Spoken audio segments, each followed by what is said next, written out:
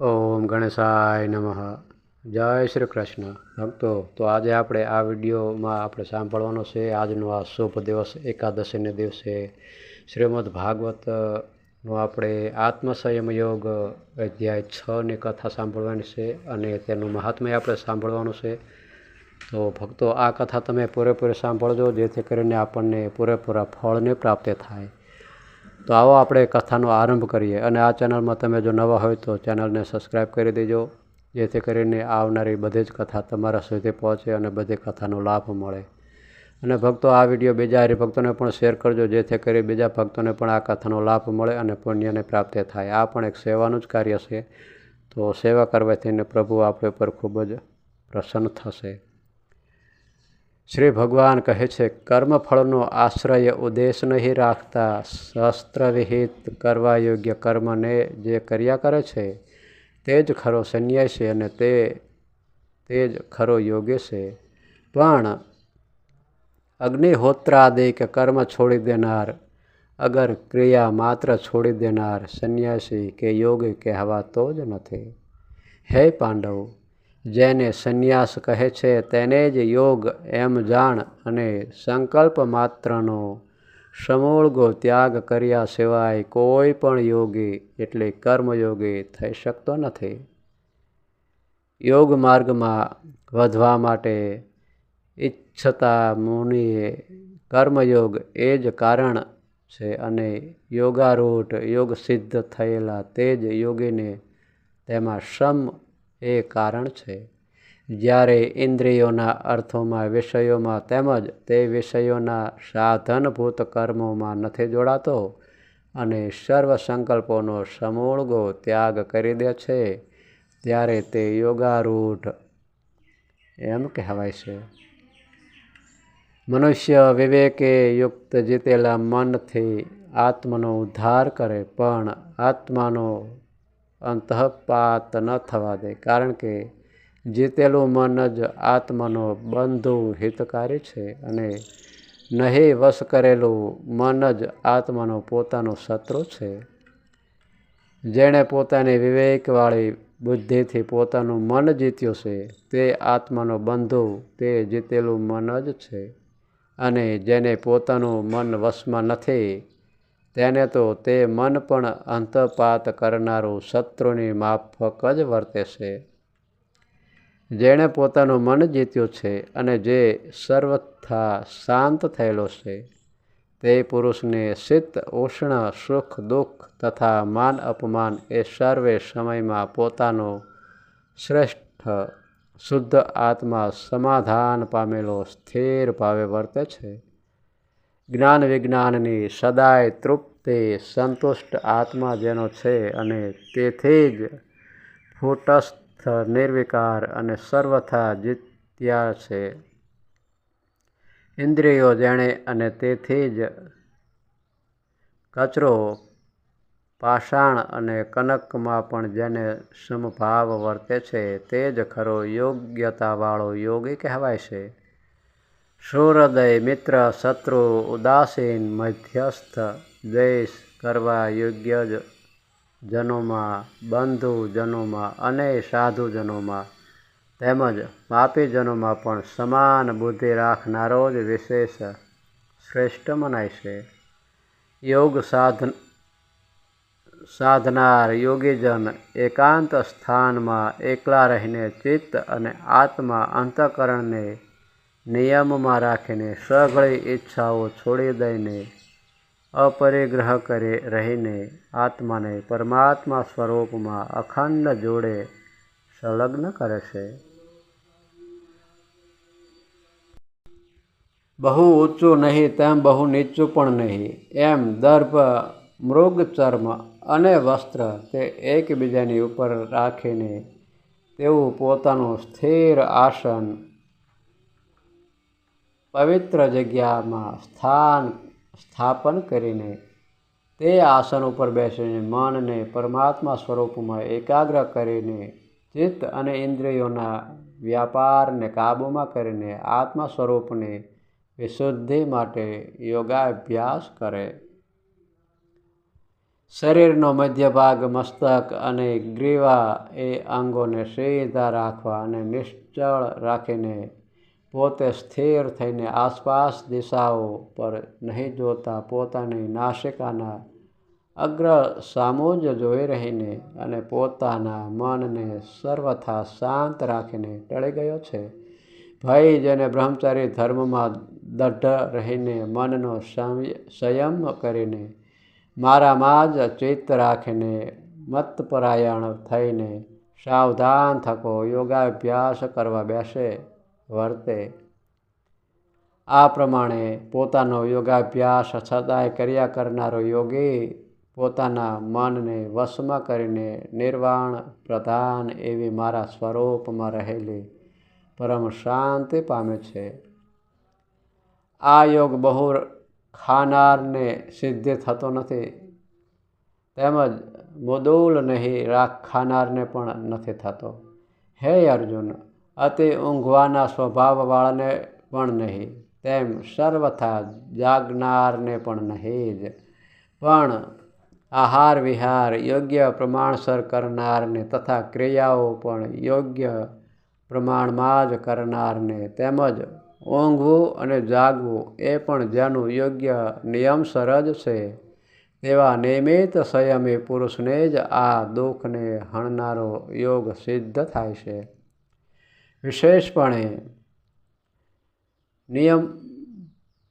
વિશેષપણે નિયમમાં કરેલું મન જ્યારે આત્મ સ્વરૂપમાં સ્થિર થઈને રહે છે અને સર્વ કામનાઓથી રહિત થઈ જાય છે, ત્યારે જ તે યોગી પરમાત્મા પાસનામાં યુક્ત યોગ્યતાવાળો કહેવાય છે. વાયુ વિનાના પ્રદેશમાં રહેલો દીપક જેમ નહીં કંપતા સ્થિર રહે છે, તે દીપની ઉપમા ચિત્તને નિયમમાં કરીને યોગાભ્યાસ કરનાર યોગીના મનને કહેલી છે.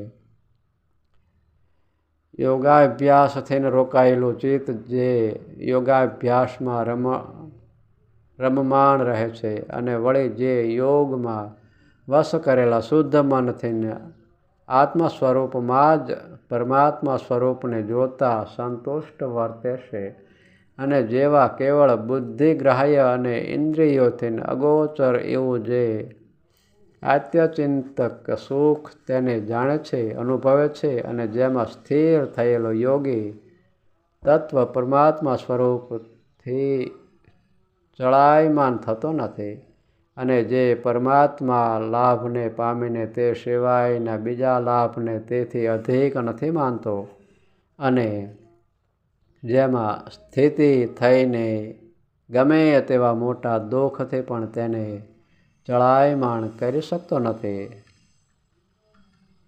તેને સાંસારિક ક્લેશ માત્રના સંયોગને દૂર કરનાર યોગ નામે જાણે અને તે યોગને કંટાળા સિવાયના સતત ઉત્સાહી ચિત્તથી અભ્યાસ કરવો જોઈએ.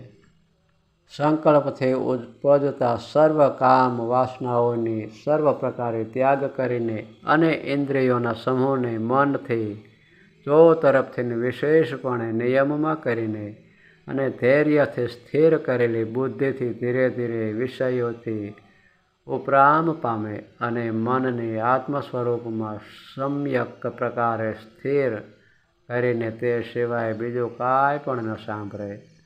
આમ કરવા છતાં પણ અસ્થિર અને અતિ ચંચળ મન જે ઇન્દ્રિયો દ્વારા બહાર પ્રસરે ત્યાંથી તેને નિયમમાં કરીને આત્મ સ્વરૂપમાં અથવા પરમાત્મા સ્વરૂપમાં વશ સ્થિર કરે. આવા પ્રશાંત મનવાળા મલિન ભાવથી રહિત થયેલા કામાદિક વિકાર રૂપ કલ્મષથી રહિત અને બ્રહ્મરૂપ થયેલા એ યોગીને સર્વોત્તમ સુખ પ્રાપ્ત થાય છે.